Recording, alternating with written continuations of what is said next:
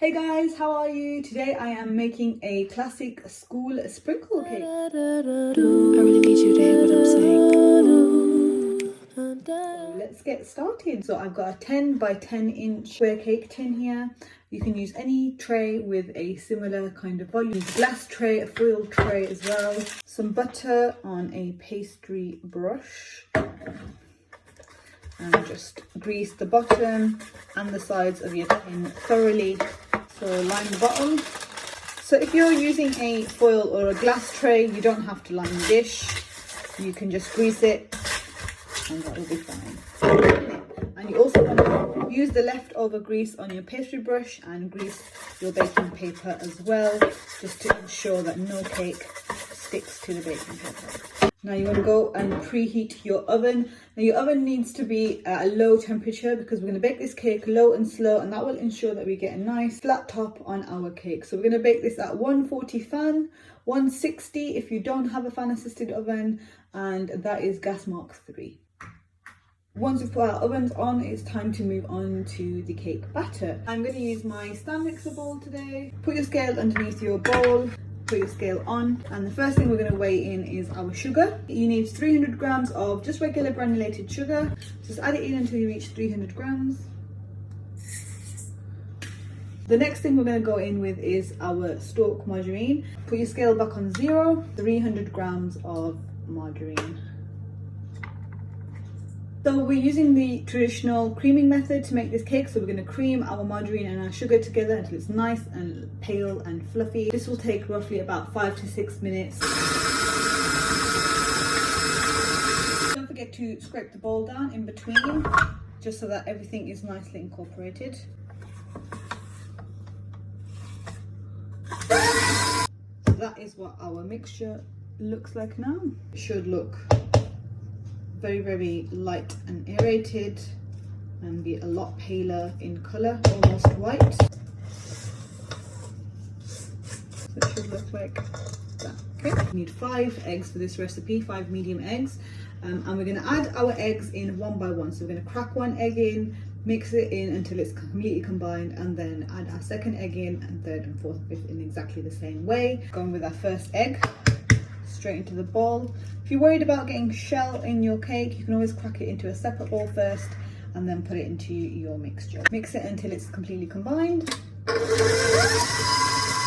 So if your eggs are cold, then your batter will split, and you don't want that to happen, so make sure your eggs are room temperature. Second egg. Mix again.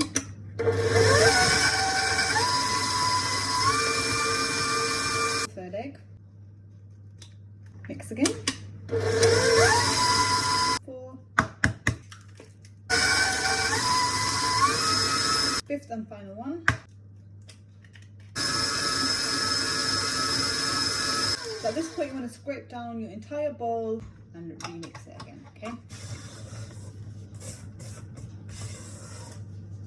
At this point you want to go in with vanilla extract and then mix that in.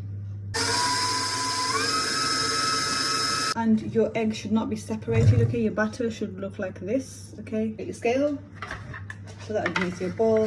Get your large sieve, put that on top of your bowl. Put your scale on, and we're going to weigh in 300 grams of self-raising flour straight into our sieve.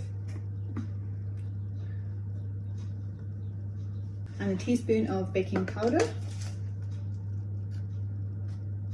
Sift those in.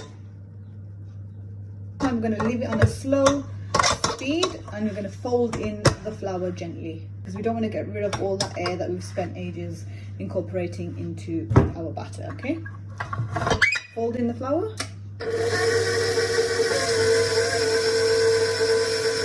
Just until it's incorporated. 95 milliliters of milk. If you forgot to weigh your milk out and leave it out at room temperature earlier, you can just put it in the microwave for a few seconds, about 15 seconds, just for it to come to room temperature before you put it in your cake batter. It's important that you don't put cold milk into your cake batter because it's going to split your batter. Your room temperature milk, 95 milliliters into your batter. And again, fold until it's combined.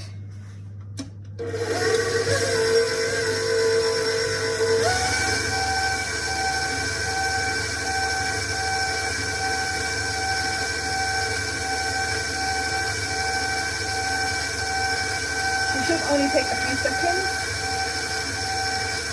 You don't want to overmix your flour.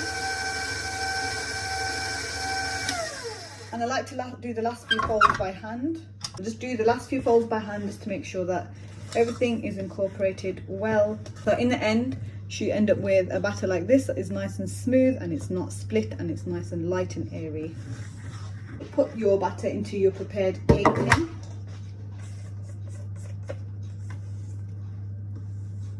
And smooth it out until it's nice and level. It's ready to go into our preheated oven. So you want to bake the cake roughly about 50 minutes. Just check your cake after 50 minutes, poke it with a sharp knife. If it comes out clean, that means your cake is done. If it doesn't, then you need to leave it in for a little bit longer until it does come out clean. And we'll go on to preparing the topping. For the icing, you need another clean bowl. Put your scale underneath your bowl. And you're going to weigh out 400 grams of just regular icing sugar. Now, if your icing sugar is a new packet, it's fine, you don't need to sift it. But if it is been open for a while and it's quite clumpy, then you want to sift your icing sugar into your bowl. So it's 400 grams. To do that, we are going to add some vanilla bean paste, so a teaspoon of vanilla, just to give it a nicer flavour.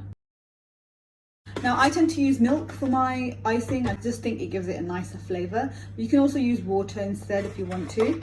So it's 4 to 5 tablespoons of milk. Put 4 in, see how you get on. And then if you need to add more, add more.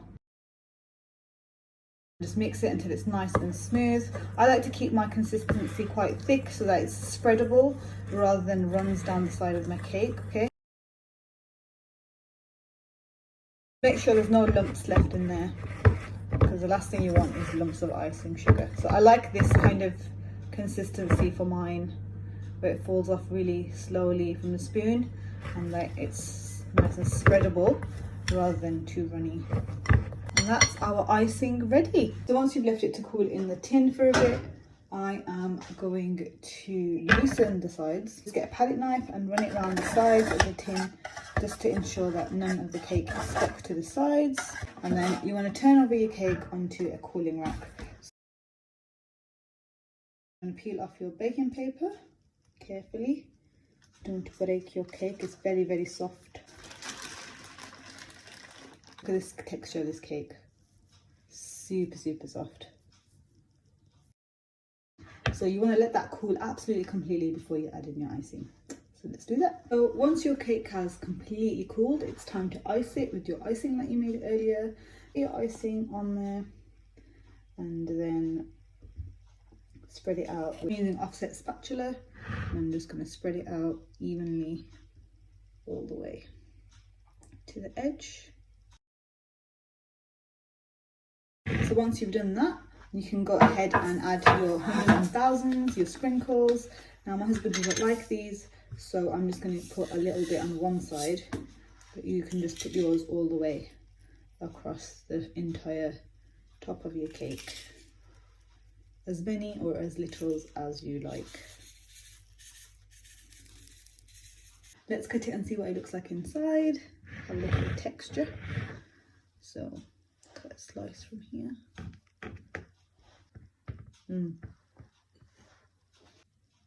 The texture, so soft and fluffy. Look at the texture of that cake. Make it and enjoy it. Thank you so much for joining me. Take care of yourselves, take care of your families. Assalamu alaikum wa rahmatullahi wa barakatuhu. Bye bye.